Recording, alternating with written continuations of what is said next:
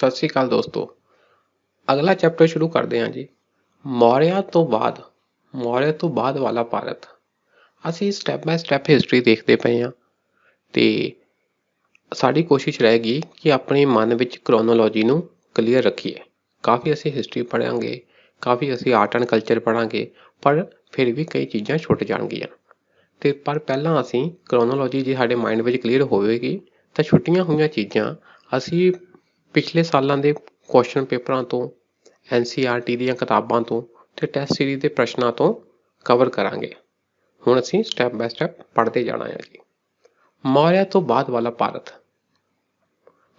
ਥੋੜਾ ਜਿਹਾ ਅਸੀਂ ਪੜ੍ਹਿਆ ਸੀ ਕਿ ਮੌਰਿਆਂ ਤੋਂ ਬਾਅਦ ਸੁੰਗ ਡਾਇਨੈਸਟੀ ਆ ਗਈ ਸੀ। ਬਸ ਇਹੀ ਗੱਲ ਨੂੰ ਆਪਾਂ ਥੋੜਾ ਹੁਣ ਡੀਪ 'ਚ ਪੜ੍ਹਦੇ ਹਾਂ ਕੀ ਹੋਇਆ ਸੀ। ਅਸ਼ੋਕ ਦੀ ਮੌਤ ਤੋਂ ਬਾਅਦ ਉਸ ਦੇ ਉੱਤਰਾਧਿਕਾਰੀ ਵਿਸ਼ਾਲ ਮੌਰਿਆ ਸਾਮਰਾਜ ਨੂੰ ਬਰਕਰਾਰ ਰੱਖਣ ਦੇ ਯੋਗ ਨਹੀਂ ਸਨ। ਸਾਮਰਾਜ ਬਹੁਤ ਵੱਡਾ ਸੀ ਤੇ ਉਹਨੂੰ ਸੰਗਠਿਤ ਰੱਖਣਾ ਇਹਨਾਂ ਦੇ ਉੱਤਰਾਧਿਕਾਰੀਆਂ ਦਾ ਕੰਮ ਜਾਂ ਉਹਨਾਂ ਦੇ ਵੱਸ ਦੀ ਗੱਲ ਨਹੀਂ ਸੀ। ਦੇਖੋ, ਕਾਬਿਲ ਐਡਮਿਨਿਸਟ੍ਰੇਟਰ ਹੋਣਾ ਚਾਹੀਦਾ ਆ ਪੂਰੇ ਸਾਮਰਾਜ ਨੂੰ ਇਕੱਠਾ ਰੱਖਣ ਲਈ। ਸੂਬਿਆਂ ਨੇ ਆਪਣੀ ਆਜ਼ਾਦੀ ਦਾ ਐਲਾਨ ਕਰਨਾ ਸ਼ੁਰੂ ਕਰ ਦਿੱਤਾ ਸੀ। ਇਹ ਹੁਣ ਤੁਸੀਂ ਲਾਈਨ ਨਾ ਸਮਝਣੀ ਆ, ਇਹ ਇੰਪੋਰਟੈਂਟ ਕੰਸੈਪਟ ਆ। ਜਦੋਂ ਵੀ ਵੱਡਾ ਕੋਈ ਸਾਮਰਾਜ ਹੋਵੇ ਨਾ ਤਾਂ ਉਹਦੇ ਕੋਈ ਨਾ ਕੋਈ ਕਿਸੇ ਨਾ ਕਿਸੇ ਏਰੀਏ ਵਿੱਚੋਂ ਜਾਂ ਉਹਨਾਂ ਦੇ ਆਪਣੇ ਹੀ ਦਰਬਾਰ ਵਿੱਚੋਂ ਕੋਈ ਬੰਦਾ ਗੱਦੀ ਤੇ ਕਾਬਿਜ਼ ਹੋ ਜਾਂਦਾ ਆ ਤੇ ਕੋਈ ਨਾ ਕੋਈ ਏਰੀਆ ਬਗਾਵਤ ਕਰਕੇ ਅਲੱਗ ਹੋ ਜਾਂਦਾ ਆ। ਠੀਕ, ਸੂਬੇ ਹਮੇਸ਼ਾ ਚਾਹੁੰਦੇ ਆ ਕਿ ਅਸੀਂ ਖੁਦ ਮੁਖਤਿਆਰ ਹੋ ਜਾਈਏ। ਉਹ ਆਪਣੀ ਆਜ਼ਾਦੀ ਲੱਭਦੇ ਸੀਗੇ। ਸੂਬਿਆਂ ਨੇ ਆਜ਼ਾਦੀ ਦਾ ਐਲਾਨ ਕਰਨਾ ਸ਼ੁਰੂ ਕਰ ਦਿੱਤਾ। ਉੱਤਰ ਪੱਛਮੀ ਭਾਰਤ ਮੌਰਿਆ ਦੇ ਨਿਯੰਤਰਣ ਤੋਂ ਬਾਹਰ ਖਿਸਕ ਗਿਆ ਸੀ ਅਤੇ ਵਿਦੇਸ਼ੀ ਹਮਲਿਆਂ ਦੀ ਇੱਕ ਲੜੀ ਨੇ ਇਸ ਖੇਤਰ ਨੂੰ ਪ੍ਰਭਾਵਿਤ ਕੀਤਾ ਸੀ। ਉੱਤਰ ਪੱਛਮ ਜਿਹੜਾ ਨਾਰਥ ਵੈਸਟ ਵਾਲਾ ਏਰੀਆ ਸੀ ਉਹ ਤਾਂ ਸੈਂਟਰਲ ਜਿਹੜੇ ਇੱਧਰ ਮਗਧ ਸਾਈਡ ਦੇ ਸੀ ਮੌਰੀਅਨ, ਇਹਨਾਂ ਦੇ ਨਿਯੰਤਰਣ ਤੋਂ ਅਲੱਗ ਹੋ ਗਿਆ। ਅੱਛਾ, ਅਲੱਗ ਹੋ ਗਿਆ ਤੇ ਉੱਤੋਂ ਉੱਤਰ ਪੱਛਮ ਏਰੀਏ ਤੋਂ ਬਾਹਰ ਤੋਂ ਹਮਲੇ ਹੁੰਦੇ ਰਹੇ ਤਾਂ ਇਹ ਜਿਹੜਾ ਏਰੀਆ ਸੀ ਨਾ ਉੱਤਰ ਪੱਛਮ ਭਾਰਤ ਵਾਲਾ, ਇਹ ਕਾਫੀ ਪ੍ਰਭਾਵਿਤ ਹੋਇਆ। ਇਹਨਾਂ ਉੱਤੇ ਬਾਹਰ ਵਾਲਾ ਇਨਫਲੂਐਂਸ ਵੀ ਆ ਗਿਆ, ਬਾਹਰੀ ਤਾਕਤਾਂ ਨੇ ਵੀ ਦਬਦਬਾ ਬਣਾ ਲਿਆ ਤੇ ਇਹ ਪਹਿਲਾਂ ਹੀ ਵੈਸੇ ਵੀ ਸੈਂਟਰਲ ਗਵਰਨਮੈਂਟ ਤੋਂ ਮਗਧ ਤੋਂ ਟੁੱਟ ਚੁੱਕੇ ਸਨ। ਕਲਿੰਗ ਨੇ ਆਪਣੀ ਸੁਤੰਤਰਤਾ ਦਾ ਐਲਾਨ ਕਰ ਦਿੱਤਾ। ਉੜੀਸਾ ਵਿੱਚ ਕਲਿੰਗ ਸੀ, ਉਹ ਵੀ ਆਜ਼ਾਦ ਹੋ ਗਿਆ ਅਤੇ ਦੱਖਣ ਵਿੱਚ ਸਤਵਾਹਨਾਂ ਨੇ ਆਪਣਾ ਸੁਤੰਤਰ ਰਾਜ ਸਥਾਪਿਤ ਕਰ ਲਿਆ ਸੀ। ਸਾਊਥ ਵਿੱਚ ਕੀ ਆ? ਸਤਵਾਹਨ ਬਹੁਤ ਮਸ਼ਹੂਰ ਆ ਇਹ। ਸਤਵਾਹਨਾਂ ਨੇ ਆਪਣਾ ਸੁਤੰਤਰ ਰਾਜ ਸਥਾਪਿਤ ਕਰ ਲਿਆ ਸੀ। ਇਹਨਾਂ ਨੂੰ ਆਂਧਰਾ ਵੀ ਕਹਿੰਦੇ ਸੀ। ਹੁਣ ਆਹ ਕੀ ਸ਼ਬਦ ਚੱਕੋ। ਉੱਤਰਾਧਿਕਾਰੀ ਕਮਜ਼ੋਰ। ਨਾਰਥ ਵੈਸਟ ਵੱਲ ਕੀ ਆ? ਅਟੈਕ ਹੋਣ ਲੱਗ ਗਏ, ਇਹ ਵੀ ਕਮਜ਼ੋਰ ਹੋ ਗਿਆ। ਕਲਿੰਗ ਨੇ ਸੁਤੰਤਰਤਾ ਦਾ ਐਲਾਨ ਕਰਤਾ ਉੜੀਸਾ ਵੱਲ ਤੇ ਸਤਵਾਹਨ ਸਾਊਥ ਵੱਲ ਸਥਾਪਿਤ ਹੋ ਗਏ, ਕਾਬਿਜ਼ ਹੋ ਗਏ। ਠੀਕ ਹੈ ਜੀ। ਸੂਬਿਆਂ ਨੇ ਤਾਂ ਆਜ਼ਾਦੀ ਵੈਸੇ ਲੈਣੀ ਸ਼ੁਰੂ ਕਰ ਦਿੱਤੀ ਸੀ। ਬਸ ਆਹ ਮੇਨ ਗੱਲਾਂ ਜੀ। ਇਹ ਇਸ ਤਰ੍ਹਾਂ ਦੀ ਹਿਸਟਰੀ ਹੀ ਚੱਲਦੀ ਹੈ, ਅੱਗੇ ਵੀ ਇਹੀ ਕੰਸੈਪਟ ਚੱਲੇਗਾ।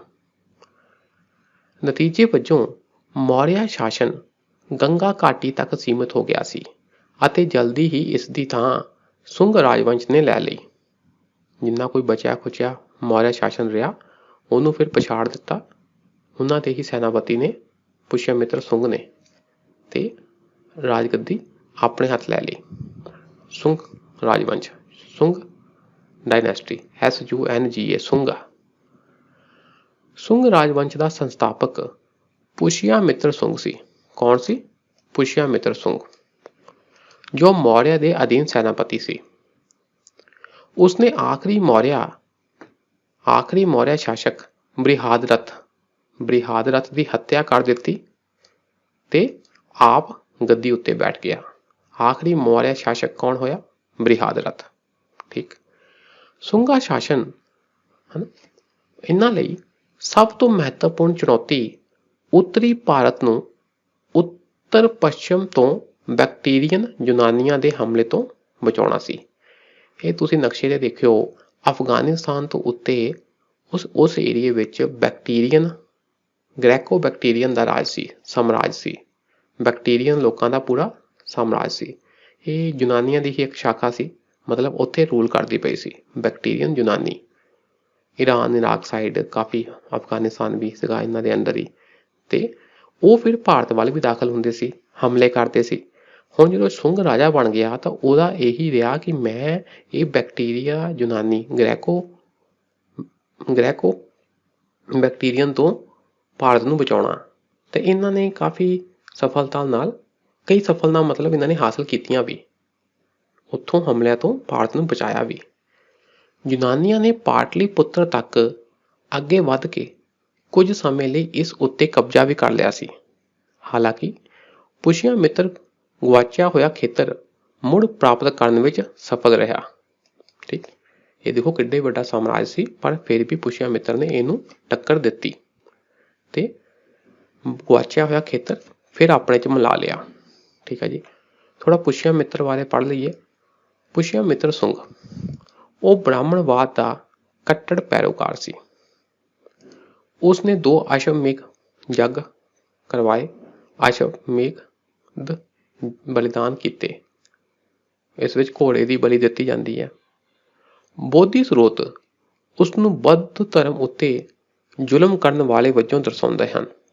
ਬੋਧੀ ਲਿਟਰੇਚਰ ਤੋਂ ਸਾਨੂੰ ਇਹ ਪਤਾ ਲੱਗਦਾ ਆ, ਸੋਰਸਸ ਤੋਂ ਪਤਾ ਲੱਗਦਾ ਕਿ ਜਿਹੜਾ ਸੀ ਪੁਸ਼ਯਮਿੱਤਰ ਉਸਨੇ ਬੋਧੀਆਂ ਉੱਤੇ, ਬੁੱਧ ਧਰਮ ਉੱਤੇ ਕਾਫੀ ਜ਼ੁਲਮ ਕੀਤੇ।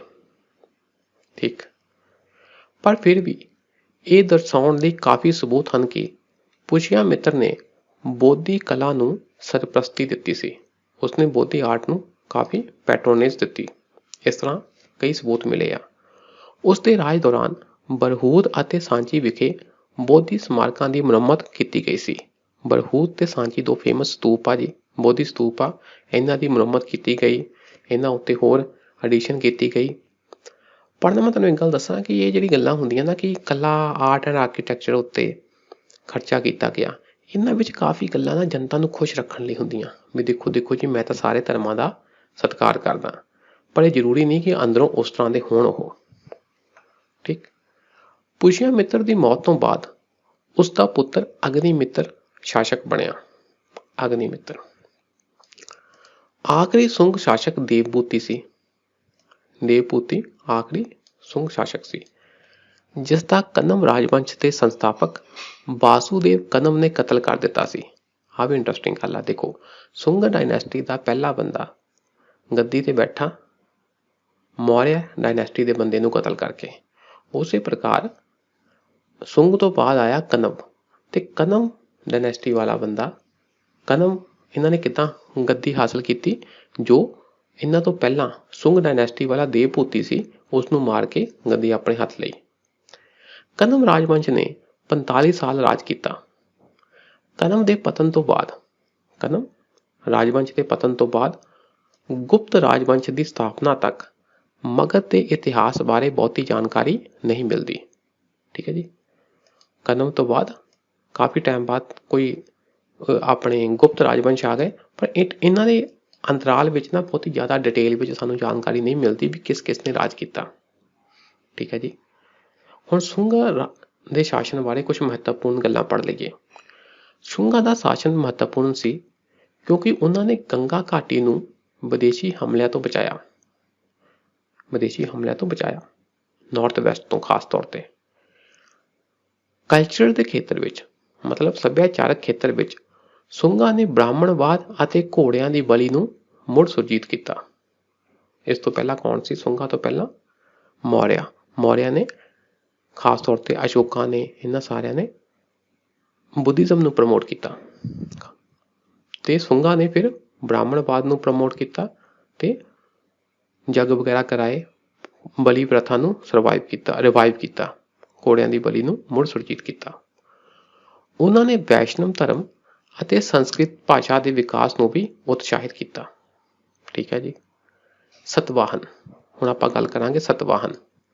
ਇਹ ਹੈ ਜੀ ਸਾਊਥ ਵਿੱਚ ਇਹਨਾਂ ਦਾ ਰੂਲ ਸੀ, ਆਂਧਰਾ ਵੀ ਕਹਿੰਦੇ ਆ ਇਹਨਾਂ ਨੂੰ।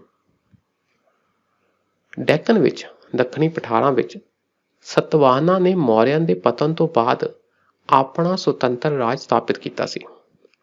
ਉਹਨਾਂ ਦਾ ਰਾਜ ਲਗਭਗ 450 ਸਾਲ ਤੱਕ ਰਿਹਾ, ਬਹੁਤ ਜ਼ਿਆਦਾ ਟਾਈਮ ਪੀਰੀਅਡ ਆ ਇਹ। ਉਹਨਾਂ ਨੂੰ ਆਂਧਰਾ ਵੀ ਕਿਹਾ ਜਾਂਦਾ ਸੀ। ਆਂਧਰਾ, ਹੁਣ ਇੱਕ ਪ੍ਰਸ਼ਨ ਉੱਠਦਾ ਆ ਕਿ ਜਦੋਂ ਭਾਸ਼ਾ ਦੇ ਆਧਾਰ ਤੇ ਸਟੇਟ ਬਣੇ ਤਾਂ ਮਦਰਾਸ ਤੋਂ ਕੱਟ ਕੇ ਤੇਲਗੂ ਪ੍ਰਦੇਸ਼ ਕਿਉਂ ਨਹੀਂ ਕਿਹਾ ਗਿਆ, ਆਂਧਰਾ ਕਾਹਤੋਂ ਕਿਹਾ ਗਿਆ? ਉਹਦਾ ਕਾਰਨ ਇਹੀ ਸੀ ਕਿ ਇਸ ਏਰੀਏ ਤੇ ਆਂਧਰਾ ਲੋਕਾਂ ਨੇ ਕਾਫੀ ਲੰਬਾ ਰਾਜ ਕੀਤਾ ਸੀ। ਪੁਰਾਣ ਅਤੇ ਸ਼ਿਲਾਲੇਖ ਸਤਵਾਹਨਾਂ ਦੇ ਇਤਿਹਾਸ ਬਾਰੇ ਮਹੱਤਵਪੂਰਨ ਸਰੋਤ ਹਨ। ਇਹਨਾਂ ਸਰੋਤਾਂ ਤੋਂ ਸਾਨੂੰ ਸਤਵਾਹਨਾਂ ਦੇ ਇਤਿਹਾਸ ਬਾਰੇ ਕਾਫੀ ਜਾਣਕਾਰੀ ਮਿਲਦੀ ਹੈ। ਸ਼ਿਲਾਲੇਖ ਵਿੱਚੋਂ ਨਾਸਿਕ ਅਤੇ ਨਾਨਾਗੜ੍ਹ ਦੇ ਸ਼ਿਲਾਲੇਖ ਗੌਤਮੀ ਪੁੱਤਰ ਸਤਕਰਨੀ ਦੇ ਰਾਜ ਉੱਤੇ ਬਹੁਤ ਰੌਸ਼ਨੀ ਪਾਉਂਦੇ ਹਨ। ਸਤਵਾਹਨਾਂ ਵਿੱਚੋਂ ਇੱਕ ਬਹੁਤ ਪ੍ਰਸਿੱਧ ਰਾਜਾ ਹੋਇਆ ਜੀ ਗੌਤਮੀ ਪੁੱਤਰ ਸਤਕਰਨੀ। ਗੌਤਮੀ ਇਹਨਾਂ ਦੀ ਮੰਮੀ ਦਾ ਨਾਂ ਸੀ, ਮਾਤਾ ਦਾ ਨਾਂ ਸੀ, ਇਹਦਾ ਆਪਣਾ ਨਾਂ ਸੀ ਸਤਕਰਨੀ। ਗੌਤਮੀ ਪੁੱਤਰ ਸਤਕਰਨੀ। ਸਤਵਾਹਨਾਂ ਦੁਆਰਾ ਜਾਰੀ ਕੀਤੇ ਗਏ ਸਿੱਕੇ ਵੀ ਜਾਰੀ ਕੀਤੇ ਸੀ ਉਹਨਾਂ ਨੇ, ਉਸ ਸਮੇਂ ਦੀਆਂ ਆਰਥਿਕ ਸਥਿਤੀਆਂ ਨੂੰ ਜਾਣਨ ਵਿੱਚ ਸਹਾਇਕ ਹਨ। ਬਹੁਤ ਸਾਨੂੰ ਇਨਫੋਰਮੇਸ਼ਨ ਦਿੰਦੇ ਆ ਸਿੱਕੇ ਵੀ। ਸਤਵਾਹਨ ਰਾਜਵੰਸ਼ ਦਾ ਸੰਸਥਾਪਕ ਸਿਮੁਖ ਸੀ। ਮੇਨ ਬੰਦਾ ਕੌਣ ਸੀ? ਸਿਮੁਖ। ਉਸਦੇ ਮੇਨ ਉੱਤਰਾਧਿਕਾਰੀ ਉਸਦਾ ਕੌਣ ਸੀ? ਕ੍ਰਿਸ਼ਨ ਸੀ, ਜਿਸਨੇ ਪੱਛਮ ਵਿੱਚ ਨਾਸਿਕ ਤੱਕ ਰਾਜ ਦਾ ਵਿਸਤਾਰ ਕੀਤਾ। ਇਹਦੇ ਪੁੱਤਰ ਨੇ ਵਿਸਤਾਰ ਕੀਤਾ, ਅੱਗੋਂ ਉਹਦੇ ਪੁੱਤਰ ਨੇ ਵਿਸਤਾਰ ਕੀਤਾ, ਹਨਾ। ਤੀਜਾ ਰਾਜਾ ਸੀ ਸ਼੍ਰੀ ਸਤਕਰਨੀ। ਸ਼੍ਰੀ ਸਤਕਰਨੀ ਨੇ ਅਸ਼ਵਮੇਧ ਬਲੀਦਾਨ ਵੀ ਕੀਤਾ। ਇਸਨੇ ਵੀ ਅਸ਼ਵਮੇਧ ਯੱਗ ਕਰਵਾਇਆ ਤੇ ਘੋੜੇ ਦਾ ਬਲੀਦਾਨ ਦਿੱਤਾ। ਇੱਥੇ ਤੁਸੀਂ ਨਾ ਮੇਨ ਇੱਕ ਗੱਲ ਯਾਦ ਰੱਖਣੀ ਆ ਕਿ ਤੁਹਾਨੂੰ ਪ੍ਰਸ਼ਨ ਆ ਜਾਣਾ ਕਿ ਗੌਤਮੀ ਪੁੱਤਰ ਸਤਕਰਨੀ ਸਤਵਾਹਨ ਰਾਜਵੰਸ਼ ਦਾ ਸੰਸਥਾਪਕ ਸੀ। ਤਾਂ ਤੁਸੀਂ ਇਹ ਯਾਦ ਰੱਖਣਾ ਕਿ ਸੰਸਥਾਪਕ ਇਹ ਭਾਵੇਂ ਗੌਤਮੀ ਪੁੱਤਰ ਸਤਕਰਨੀ ਬਹੁਤ ਫੇਮਸ ਸੀ, ਪਰ ਇਹ ਸੰਸਥਾਪਕ ਨਹੀਂ ਸੀ। ਇਸੇ ਤਰ੍ਹਾਂ ਦੇ ਪ੍ਰਸ਼ਨ ਹੋਰ ਜਿਹੜੇ ਤੁਹਾਡੇ ਹੈ ਨਾ ਰਾਜਵੰਸ਼, ਉਹਨਾਂ ਬਾਰੇ ਵੀ ਆ ਜਾਂਦੇ ਆ। ਉਹ ਕੀ ਕਰਦੇ ਆ, ਕਿਸੇ ਫੇਮਸ ਜਿਹੇ ਰਾਜੇ ਦਾ ਨਾਂ ਦੇ ਦੋਗੇ ਤਾਂ ਤੁਹਾਨੂੰ ਪੁੱਛਣਗੇ ਕਿ ਇਹ ਸੰਸਥਾਪਕ ਸੀ, ਤਾਂ ਅਮੂਮਨ ਇਹ ਲੋਕ ਸੰਸਥਾਪਕ ਨਹੀਂ ਹੁੰਦੇ। ਸੰਸਥਾਪਕ ਸਿਮੁਖ ਸੀ, ਕੋਈ ਹੋਰ ਸੀ। ਸਤਵਾਹਨ ਰਾਜਵੰਸ਼ ਦਾ ਸਭ ਤੋਂ ਮਹਾਨ ਸ਼ਾਸਕ ਗੌਤਮੀ ਪੁੱਤਰ ਸਤਕਰਨੀ ਸੀ। ਕੌਣ ਸੀ? ਗੌਤਮੀ ਪੁੱਤਰ ਸਤਕਰਨੀ। ਬੜਾ ਇੰਪੋਰਟੈਂਟ ਆ। ਜਿਸਨੇ 106 ਤੋਂ 130 ਈਸਵੀ ਤੱਕ 24 ਸਾਲਾਂ ਤੱਕ ਰਾਜ ਕੀਤਾ। ਕਿੰਨਾ? 24 ਸਾਲਾਂ ਤੱਕ। ਲੰਬਾ ਰਾਜ ਸੀ। ਉਸ ਦੀਆਂ ਪ੍ਰਾਪਤੀਆਂ ਨੂੰ ਉਸ ਦੀ ਮਾਤਾ ਗੌਤਮੀ ਬਾਲਾਸਰੀ ਨੇ ਨਾਸਿਕ ਸ਼ਿਲਾਲੇਖ ਵਿੱਚ ਦਰਜ ਕੀਤਾ ਹੈ। ਮਾਤਾ ਦਾ ਕੀ ਨਾਂ? ਗੌਤਮੀ ਬਾਲਾਸਰੀ। ਇਹ ਪ੍ਰਸ਼ਨ ਆ ਜਾਣਾ ਕਿ ਅਜਿਹਾ ਕਿਹੜਾ ਮਹਾਨ ਰਾਜਾ ਸੀ ਜਿਸ ਦੀਆਂ ਪ੍ਰਾਪਤੀਆਂ ਨੂੰ ਉਸ ਦੀ ਮਾਤਾ ਨੇ ਇੱਕ ਸ਼ਿਲਾਲੇਖ ਨਾਸਿਕ ਸ਼ਿਲਾਲੇਖ ਵਿੱਚ ਦਰਜ ਕੀਤਾ? ਉਹ ਸੀ ਜੀ ਗੌਤਮੀ ਪੁੱਤਰ ਸਤਕਰਨੀ। ਸਤਵਾਹਨਾ ਰਾਜਾ ਸੀ ਇਹ। ਗੌਤਮੀ ਪੁੱਤਰ ਸਤਕਰਨੀ ਨੇ ਪੂਰੇ ਦੱਖਣ ਉੱਤੇ ਕਬਜ਼ਾ ਕਰ ਲਿਆ ਅਤੇ ਆਪਣੇ ਸਾਮਰਾਜ ਦਾ ਵਿਸਤਾਰ ਕੀਤਾ। ਕਾਫੀ ਵੱਡਾ ਏਰੀਆ ਇਹਦੇ ਅੰਤਰਗਤ ਆਉਂਦਾ ਸੀ। ਮਾਲਵੇ ਦੇ ਸ਼ਾਸਕ ਨਾਗਪਾਨਾ ਉੱਤੇ ਉਸ ਦੀ ਜਿੱਤ ਕਮਾਲ ਦੀ ਸੀ। ਮਾਲਵਾ ਤੁਹਾਡਾ ਰਾਜਸਥਾਨ ਤੋਂ ਨਾ ਥੋੜਾ ਸੱਜੇ ਪਾਸੇ ਨੂੰ ਜਿਹੜਾ ਹੈ ਏਰੀਆ, ਪੂਰਬ ਵੱਲ ਪਾਸੇ ਦਾ ਮਾਲਵਾ, ਠੀਕ ਹੈ ਜੀ। ਉਸਨੇ ਬ੍ਰਾਹਮਣਵਾਦ ਦੀ ਸਰਪ੍ਰਸਤੀ ਕੀਤੀ, ਬ੍ਰਾਹਮਣਵਾਦ ਨੂੰ ਪੈਟਰੋਨੇਜ ਦਿੱਤੀ। ਸਤਵਾਹਨਾ ਵੀ ਬ੍ਰਾਹਮਣਵਾਦ ਦੇ ਪੈਰੋਕਾਰ ਸਨ। ਫਿਰ ਵੀ ਉਸਨੇ ਬੋਧੀਆਂ ਨੂੰ ਦਾਨ ਵੀ ਦਿੱਤੇ ਸੀ। ਇਸ ਤਰ੍ਹਾਂ ਦੀ ਗੱਲ ਨਹੀਂ ਕਿ ਦੂਸਰਿਆਂ ਨੂੰ ਨਜ਼ਰਅੰਦਾਜ਼ ਕੀਤਾ। ਦੂਸਰੇ ਧਰਮ ਖਾਸ ਤੌਰ ਤੇ ਬੋਧੀਆਂ ਨੂੰ ਦਾਨ ਵੀ ਦਿੱਤੇ।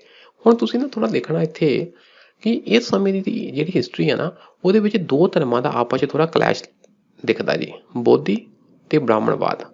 ਤਾਂ ਇਹ ਰਾਜੇ ਉੱਤੇ ਡਿਪੈਂਡ ਸੀ, ਰਾਜਾ ਕਿਸ ਧਰਮ ਨੂੰ ਪੈਟਰੋਨੇਜ ਦਿੰਦਾ।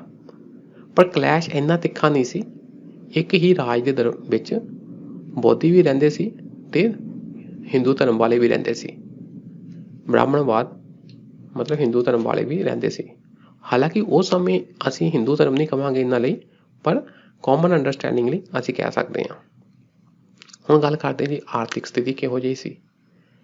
ਆਰਥਿਕ ਸਥਿਤੀ ਸਤਵਾਹਨ ਸ਼ਾਸਨ ਦੇ ਦੌਰਾਨ ਵਪਾਰ ਅਤੇ ਉਦਯੋਗ ਦੇ ਖੇਤਰਾਂ ਵਿੱਚ ਬਹੁਤ ਤਰੱਕੀ ਹੋਈ। ਵਪਾਰੀਆਂ ਨੇ ਆਪਣੀਆਂ ਗਤੀਵਿਧੀਆਂ ਨੂੰ ਬਣਾਉਣ ਲਈ ਗਿਲਡਾਂ ਦਾ ਆਯੋਜਨ ਕੀਤਾ।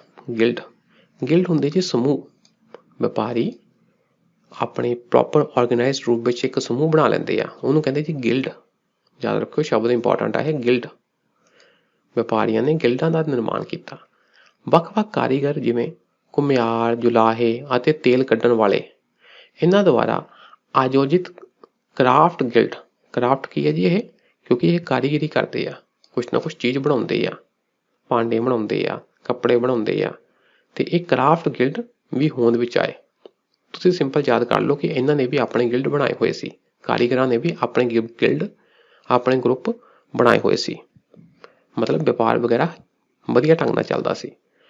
ਚਾਂਦੀ ਦੇ ਸਿੱਕੇ ਜਿਨ੍ਹਾਂ ਨੂੰ ਕਰਸ਼ਪਾਨਸ ਕਿਹਾ ਜਾਂਦਾ ਹੈ ਜਾਂ ਕਿਹਾ ਜਾਂਦਾ ਸੀ, ਇਹ ਵਪਾਰ ਲਈ ਵਰਤੇ ਜਾਂਦੇ ਸੀ। ਚਾਂਦੀ ਦੇ ਸਿੱਕੇ ਵਗੈਰਾ ਵੀ ਵਰਤੇ ਜਾਂਦੇ ਸੀ, ਮਤਲਬ ਲੈਣ ਦੇਣ ਹੋ ਰਿਹਾ ਆ, ਵਪਾਰ ਵਧੀਆ ਢੰਗ ਨਾਲ ਚੱਲ ਰਿਹਾ। ਸਤਵਾਹਨ ਕਾਲ ਵਿੱਚ ਵੀ ਵਿਦੇਸ਼ੀ ਵਪਾਰਕ ਗਤੀਵਿਧੀ ਦੇਖਣ ਨੂੰ ਮਿਲੀ। ਫੋਰਨ ਕੰਟਰੀ ਨਾਲ ਵੀ ਵਪਾਰ ਹੁੰਦਾ ਸੀ।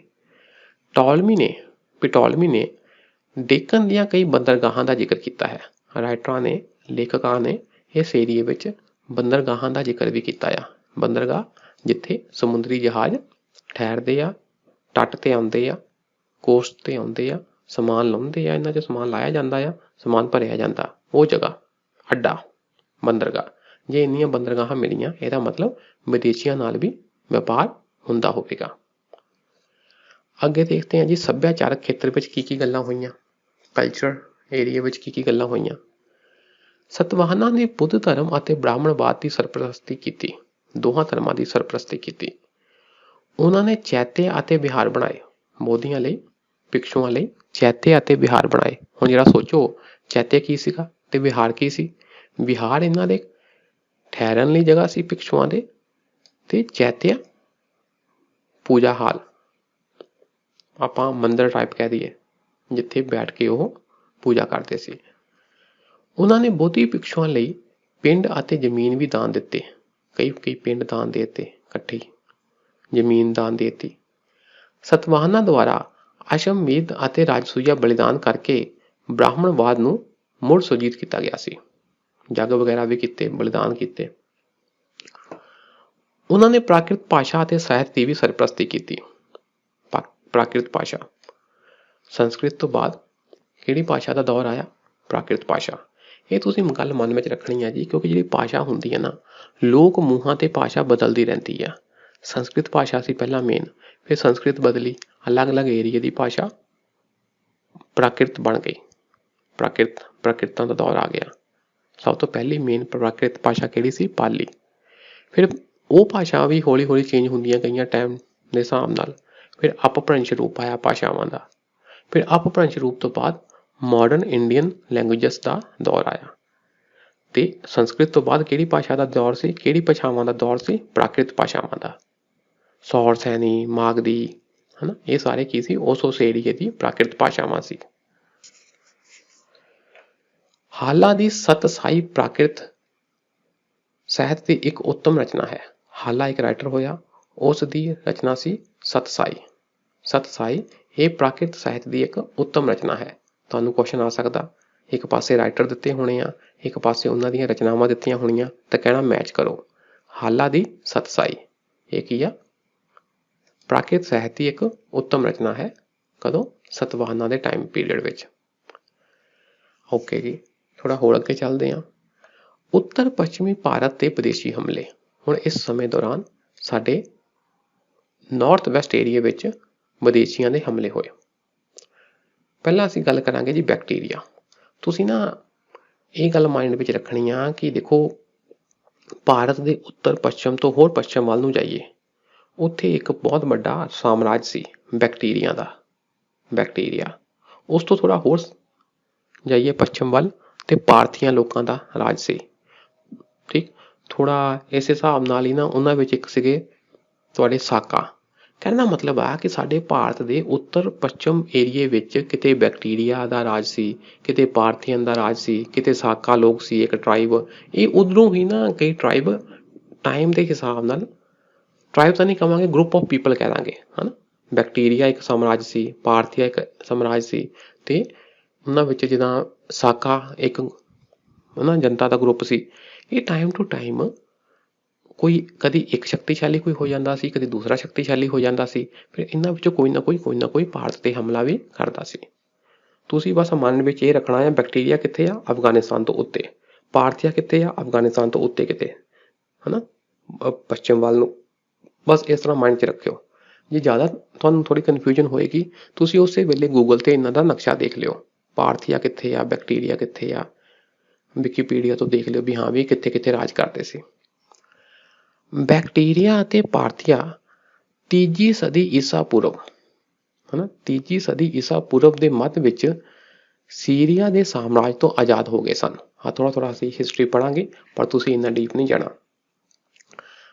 ਬੈਕਟੀਰੀਆ ਦੇ ਯੂਨਾਨੀ ਸ਼ਾਸਕ ਡੇਮੇਟਰੀਅਸ ਨੇ ਅਫਗਾਨਿਸਤਾਨ ਅਤੇ ਪੰਜਾਬ ਉੱਤੇ ਹਮਲਾ ਕਰਕੇ ਉਹਨਾਂ ਉੱਤੇ ਕਬਜ਼ਾ ਕਰ ਲਿਆ। ਡੇਮੇਟਰੀਅਸ ਨੇ, ਇਹ ਕੀ ਸੀ? ਯੂਨਾਨੀ ਸ਼ਾਸਕ ਸੀ, ਬੈਕਟੀਰੀਆ ਦਾ ਯੂਨਾਨੀ ਸ਼ਾਸਕ। ਟੈਕਸਲਾ ਤੋਂ, ਇਹ ਹਿਸਟਰੀ ਇੰਟਰਸਟਿੰਗ ਆ। ਟੈਕਸਲਾ ਤੋਂ ਮਤਲਬ ਤਕਸਿਲਾ ਤੋਂ ਉਸਨੇ ਆਪਣੇ 2 ਕਮਾਂਡਰ ਐਪੋਲੋਡੋਟਸ ਅਤੇ ਮਿਨੇਂਡਰ ਨੂੰ ਹੋਰ ਜਿੱਤਾਂ ਲਈ ਅੱਗੇ ਭੇਜਿਆ। 2 ਬੰਦੇ, ਅਪੋਲੋਡੋਟਸ ਤੇ ਮਿਨੇਂਦਰ। ਸਿੰਪਲ ਇੱਦਾਂ ਯਾਦ ਕਰੋ ਨਾ ਤੁਸੀਂ। ਬੈਕਟੀਰੀਆ ਅਫਗਾਨਿਸਤਾਨ ਤੋਂ ਸਾਈਡ ਵਾਲਾ ਪੱਛਮ ਵਾਲੇ ਇਲਾਕੇ ਦਾ ਨਾਂ ਆ ਜੀ। ਉੱਥੋਂ ਦਾ ਇੱਕ ਯੂਨਾਨੀ ਰੂਲਰ ਸੀ ਡੇਮੇਟਰੀਅਸ। ਉਸਨੇ ਅਫਗਾਨਿਸਤਾਨ ਤੇ ਪੰਜਾਬ ਤੇ ਹਮਲਾ ਕਰਕੇ ਇਹਨੂੰ ਆਪਣੇ ਕਬਜ਼ੇ 'ਚ ਲੈ ਲਿਆ। ਠੀਕ ਹੈ ਜੀ।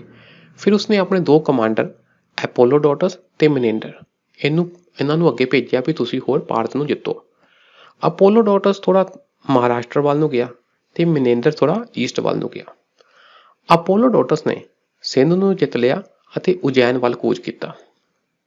ਸਿੰਧ ਤੇ ਸੈਂਟਰਲ ਇੰਡੀਆ, ਉਜੈਨ, ਮਹਾਰਾਸ਼ਟਰ ਤੋਂ ਉੱਤੇ। ਠੀਕ ਹੈ ਜੀ। ਇਹ ਏਰੀਆ ਜਿੱਤ ਲਏ। ਸਿੰਧ ਤੇ ਉਜੈਨ ਅਪੋਲੋਡੋਟਸ ਨੇ ਜਿੱਤ ਲਿਆ। ਮਿਨੇਂਦਰ ਨੇ ਆਪਣਾ ਰਾਜ ਮਥੁਰਾ ਤੱਕ ਵਧਾ ਦਿੱਤਾ।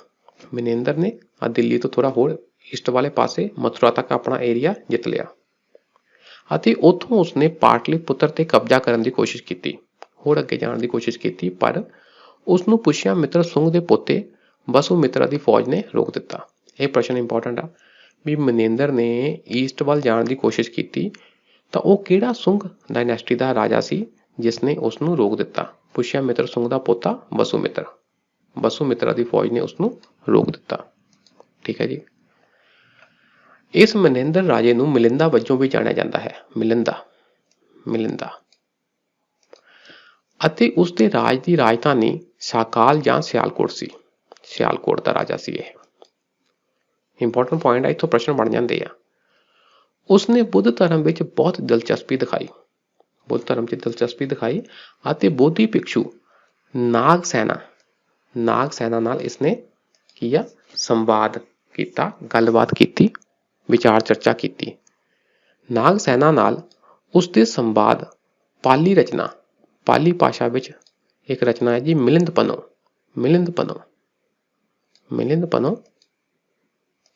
ਮਤਲਬ ਮਿਲਿੰਦਾ ਦੇ ਸਵਾਲ ਵਿੱਚ ਸੰਕਲਿਤ ਕੀਤੇ ਗਏ ਸਨ। ਨਾਗਸੈਨਾ ਦੀ ਰਚਨਾ ਮਿਲਿੰਦਪਨੋ। ਇਸ ਰਾਜੇ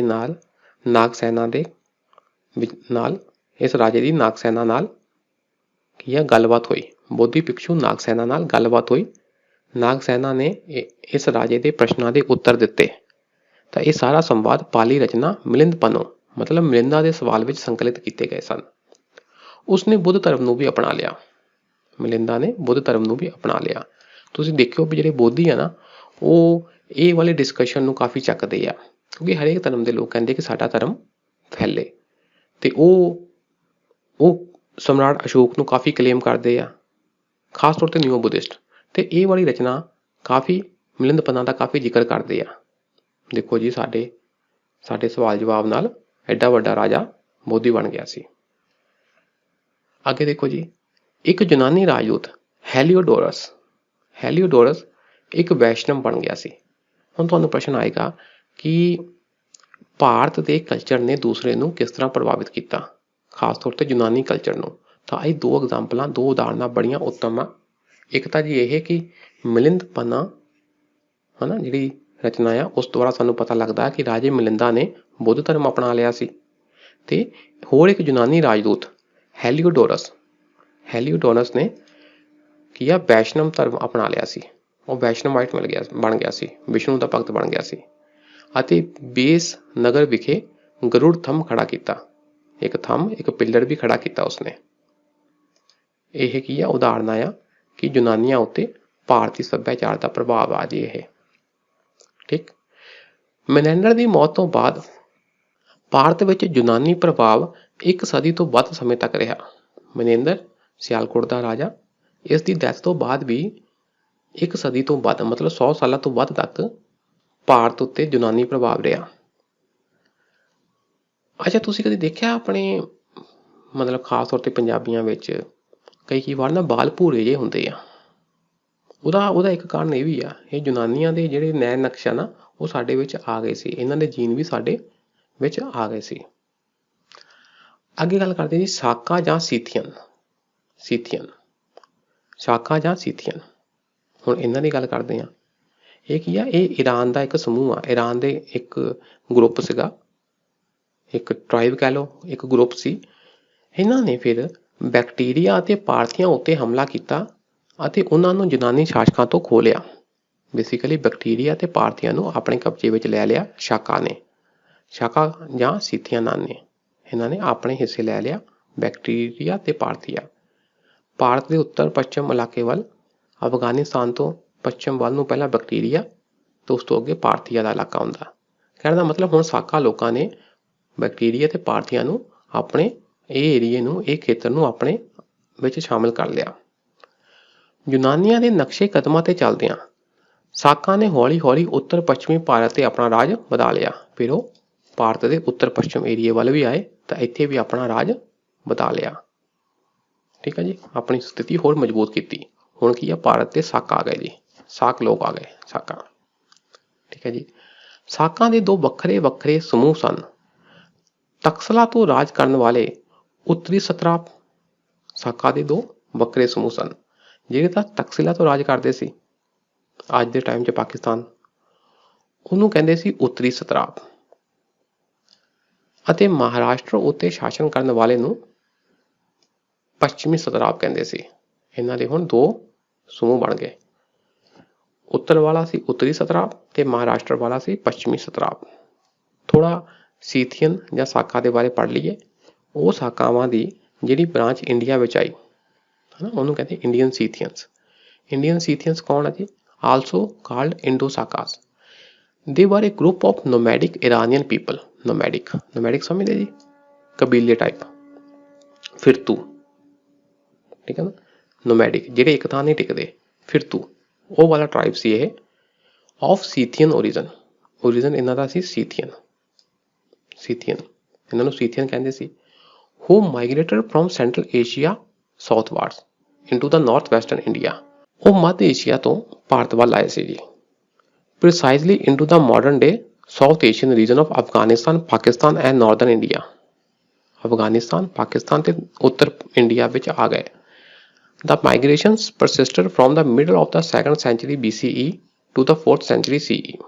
ਠੀਕ ਹੈ ਨਾ, 2ਰੀ ਸ਼ਤਾਬਦੀ ਈਸਾ ਪੂਰਵ ਤੋਂ 4ਥੀ ਸ਼ਤਾਬਦੀ ਤੱਕ ਇਹ ਲੋਕ ਇੱਧਰੋਂ ਇੱਧਰ ਆਏ। ਮੇਨ ਗੱਲ ਹੈ ਜੀ, ਇਹ ਈਰਾਨ ਦੀ ਨੋਮੈਡਿਕ ਟਰਾਈਬ ਸੀ ਜੋ ਕਿ ਭਾਰਤ ਵਿੱਚ ਆਏ। ਸਾਕਾ, ਸੀਥੀਅਨਸ ਵੀ ਕਹਿੰਦੇ ਇਹਨਾਂ ਨੂੰ। ਓਕੇ ਜੀ। 1ਲੀ ਸਦੀ ਈਸਾ ਪੂਰਵ ਵਿੱਚ ਭਾਰਤ ਵਿੱਚ ਸਾਕਾ ਸ਼ਾਸਨ ਦਾ ਬਾਨੀ ਮਾਯੂਸ ਸੀ। ਮਾਯੂਸ ਭਾਰਤ ਵਿੱਚ ਕੌਣ ਸੀ? ਇਹਦਾ ਮੇਨ ਮੋਢੀ ਬਾਨੀ ਕੌਣ ਸੀ? ਮਾਯੂਸ। ਸਾਕਾ ਸ਼ਾਸਨ ਦਾ ਬਾਨੀ ਮਾਯੂਸ ਸੀ। ਉਸਦਾ ਪੁੱਤਰ ਅਤੇ ਉੱਤਰਾਧਿਕਾਰੀ ਅਜੇਸ਼ ਪਹਿਲਾ ਸੀ। ਅਜੇਸ਼। ਠੀਕ ਹੈ ਜੀ, ਜਿਸ ਨੂੰ ਵਿਕਰਮ ਯੁੱਗ ਦਾ ਮੋਢੀ ਮੰਨਿਆ ਜਾਂਦਾ ਹੈ। ਵਿਕਰਮ ਯੁੱਗ। ਦੇਖੋ ਭਾਰਤ ਵਿੱਚ ਨਾ 2 ਪੁਰਾਣੇ ਯੁੱਗ ਆ ਜੀ। ਇੱਕ ਹੈ ਜੀ ਵਿਕਰਮ ਯੁੱਗ, ਉਹ ਹੈ ਜੀ 57 ਸਾਲ ਬਿਫੋਰ ਕ੍ਰਾਈਸਟ, ਈਸਾ ਤੋਂ 57 ਸਾਲ ਪਹਿਲਾਂ। ਇਹਨੂੰ ਕਹਿੰਦੇ ਜੀ ਵਿਕਰਮ ਸੰਮਤ। ਯਾਦ ਰੱਖਿਓ, ਵਿਕਰਮ ਸੰਮਤ। ਦੂਸਰਾ ਹੈ ਜੀ ਸਾਕਾ ਸੰਮਤ।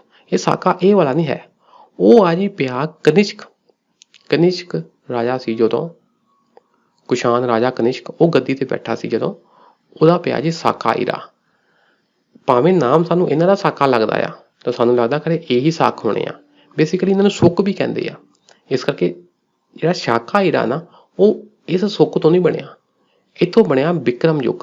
जो कि ईसा तो 57 साल पहला तो शुरू ਹੁੰਦਾ ਆ ਤੇ ਈਸਾ ਤੋਂ 78 ਸਾਲ 78 AD ਉਹ ਸ਼ੁਰੂ ਹੁੰਦਾ ਜੀ ਸਾਕਾ ਈਰਾ, ਜੋ ਕਿ ਕੁਸ਼ਾਨ ਰਾਜਾ ਕਨਿਸ਼ਕ ਦੀ ਗੱਦੀ ਤੇ ਬੈਠਣ ਤੋਂ ਸ਼ੁਰੂ ਹੁੰਦਾ।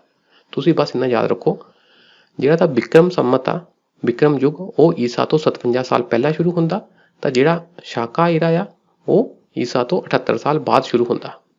ਅੱਛਾ ਜੀ, ਟੈਕਸੀਲਾ ਦੇ ਸਾਕਾ ਇਹਨਾਂ ਸ਼ਾਸਕਾਂ ਨੂੰ ਟਕਸੀਲਾ ਦੇ ਸਾਕਾ ਸ਼ਾਸਕਾਂ ਨੂੰ ਪਾਰਥੀਆਂ ਦੁਆਰਾ ਉਖਾੜ ਦਿੱਤਾ ਗਿਆ ਸੀ। ਤਾਂ ਜਿਹੜੇ ਟਕਸੀਲਾ ਤੇ ਰਾਜਾ ਕਰਦੇ ਸੀ ਨਾ ਉੱਤਰ ਵਾਲੇ, ਉਹਨਾਂ ਨੂੰ ਪਾਰਥੀਆਂ ਨੇ ਹਰਾ ਦਿੱਤਾ ਸੀ। ਪਾਰਥੀਆਂ ਨੇ, ਚਲੋ ਜੀ, ਹਰਾ ਦਿੱਤਾ ਹੋਊਗਾ, ਕੋਈ ਗੱਲ ਨਹੀਂ ਵੀ ਯਾਦ ਰਹਿੰਦੀ, ਕੋਈ ਗੱਲ ਨਹੀਂ, ਤੁਸੀਂ ਬੇਸਿਕ ਜੀ ਪੜ੍ਹਦੇ ਰਹੋ। ਬਹੁਤੀਆਂ ਗੱਲਾਂ ਜ਼ਿਆਦਾ ਡੀਪ 'ਚ ਜਾਓਗੇ ਤੁਸੀਂ ਕਨਫਿਊਜ਼ ਹੀ ਹੋ ਜਾਣਾ, ਮੇਨ ਗੱਲਾਂ ਪੜ੍ਹਦੇ ਰਹੀਏ।